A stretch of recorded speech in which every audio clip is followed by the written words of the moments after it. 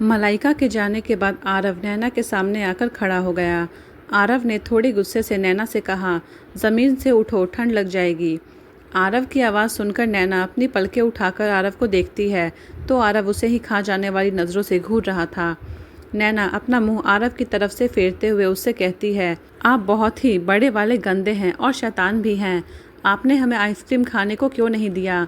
नैना अपने पेट पर हाथ रखकर आरव की तरफ देखकर कहती है, देखा बेबी, आपके पापा कितने बुरे हैं। आपकी मम्मा को आइसक्रीम भी खाने के लिए नहीं दी। आप बिल्कुल अपने पापा की तरह मत होना, आप मेरी तरह क्यूट होना, लेकिन आप अपने पापा जैसे आँख पाना, क्योंकि उनकी आँखें बहुत अच्छी है। आरव चुपचाप खड़ा नैना की बकबक सुन रहा था। आरव अपने मन में कहता है, ये कितना बोलती है, लेकिन होश में रहती है तब सिर्फ मेरे लिए जहर उगलती है। नैना की बात सुनकर नैना के पेट में हलचल होते देख मुस्कुराने लगी और जल्दी से आरव का हाथ पकड़कर अपने पास खींचकर आरव को ज़मीन पर बिठा दिया और आरव का हाथ अपने पेट पर रखकर आरव से कहती है, देखिए हमारा बेबी हमारी बातें सुन रहा है, वो हमारे टीम में है। लेकिन आरव की नज़र तो कहीं और थी। आरव की नज़र तो बस नैना के मुस्कुराते हुए चेहरे पर थी। नैना की मुस्कुराहट ऐसी थी जैसे सुबह के खिलता गुलाब हो। अचानक से नैना को क्या हुआ कि नैना आरव का हाथ दूर झटक देती है। अचानक से नैना के ऐसे करने से आरव भी हैरान हो जाता है। नैना के चेहरे के एक्सप्रेशंस बिल्कुल चेंज हो गए थे। नैना का चेहरा गुस्से से भर गया। नैना ने कहा, लेकिन आप एक शैतान हैं, आपने हमारे साथ ज़बरदस्ती की है। इतना कहकर नैना उठ गई और डोर ओपन करके सीढ़ियों से नीचे चली गई। एक पल को तो नैना को इस तरह बदलते देख आरव तो हैरान हो गया था। आरव जब होश में आया तो नैना को देखकर जल्दी से रूम से निकलकर वो नीचे चला गया, लेकिन नैना उसे लिविंग एरिया में कहीं नहीं दिखाई दी। लेकिन लिविंग एरिया को देखकर पता चल रहा था कि यहाँ कुछ देर पहले एक तूफान आया था, क्योंकि सोफे के सारे कुशन ज़मीन पर गिरे हुए थे, मैगज़ीन ज़मीन पर बिखरी हुई थी।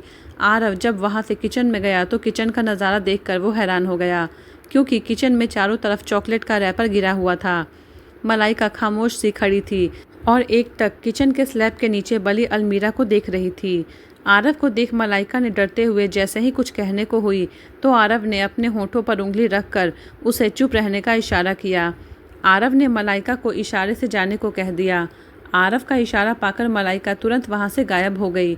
आरव धीरे धीरे चलकर स्लैब के पास आकर देखता है तो नैना स्लैब के नीचे बने अलमीरा पे बैठकर चॉकलेट खा रही थी। नैना की चॉकलेट उसके हाथ और कपड़ों पर होठों पर लगी हुई थी। नैना को इस तरह देखकर ऐसा लग रहा था जैसे वो कोई 5 साल की बच्ची हो। आरव को अब गुस्सा आने लगा था। आरव अपने गुस्से को कंट्रोल करते हुए नैना से कहता है, बाहर निकलो। आरव की आवाज़ सुनकर नैना डर गई और खुद को समेटते हुए आरव से कहती है, नहीं, अगर हम बाहर आए तो आप हमें डांटेंगे, हम नहीं आएंगे बाहर। नैना को जिद करता देखकर आरव का पेशेंस लेवल जवाब दे रहा था। आरव ने अपनी मुट्ठी कसकर बंद करते हुए नैना से कहा, मैंने कहा ना बाहर आओ। नैना आरव की बात को पूरी तरह से इग्नोर करके चॉकलेट खा रही थी। अब तो आरव का गुस्सा उसके बर्दाश्त से बाहर हो गया था। आरव नैना के पास बैठकर नैना की कमर में हाथ डालकर एक झटके से नैना को बाहर निकाल देता है। आरव नैना को बाहर निकालकर किचन के स्लैब पर बिठाते हुए नैना से कहता है, चुपचाप से यहीं बैठी रहो। अगर एक भी कदम बढ़ाया तो यहाँ से बाहर जाने के लिए तो मैं तुम्हारे पैर तोड़ दूंगा।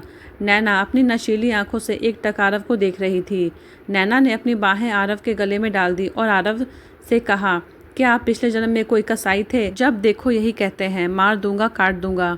नैना की बात सुनकर आरव नैना के बाहों को अपने गले में से निकालकर नैना के दोनों हाथों को अपने एक हाथ से पकड़कर नैना के हाथ को किचन के अलमीरा में एक रस्सी से निकालकर बांध देता है।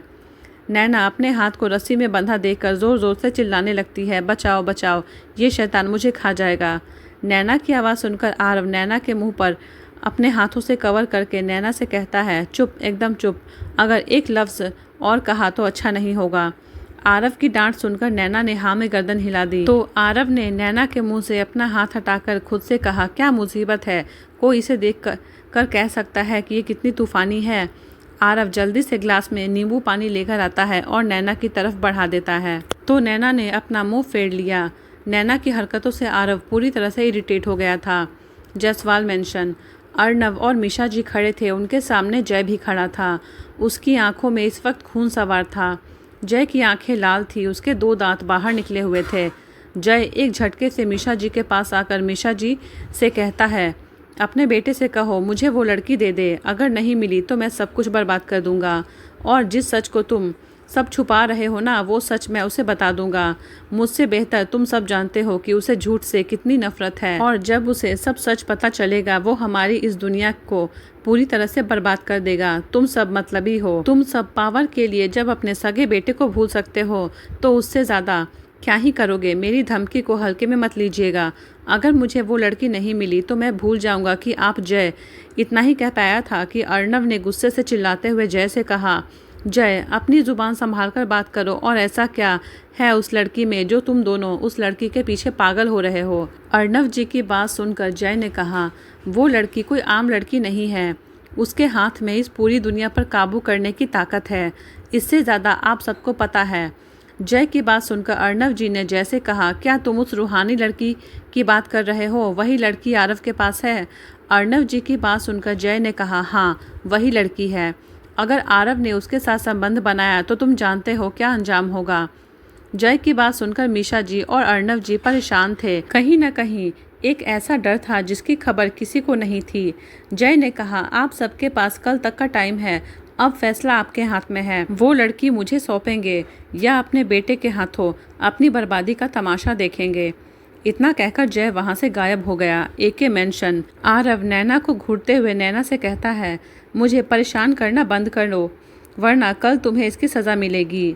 आरव की बात सुनकर नैना ने मुंह बनाते हुए झूलते हुए आरव से कहा, वैसे भी आपको सिर्फ बहाना चाहिए हमें सज़ा देने के लिए।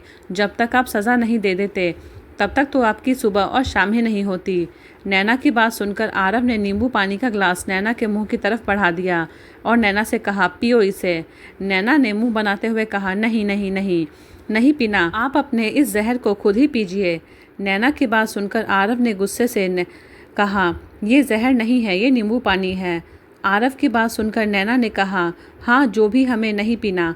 नैना की ना सुनकर आरव ने कहा, अब जो मैं करने जा रहा हूँ उसे गलत मत कहना। बहुत हुआ प्यार से समझाकर, तुम्हें प्यार से समझाई बातें समझ नहीं आती। कल कौन सा तूफान आएगा? क्या अर्णव जी नैना को जय को सौंप देंगे? क्या नैना आरव की बात मानकर उसके साथ ही रहेगी या अपनी बहन को खो देगी? अगर आपको ये स्टोरी अच्छी लगे तो एक लाइक और सब्सक्राइब ज़रूर करिए।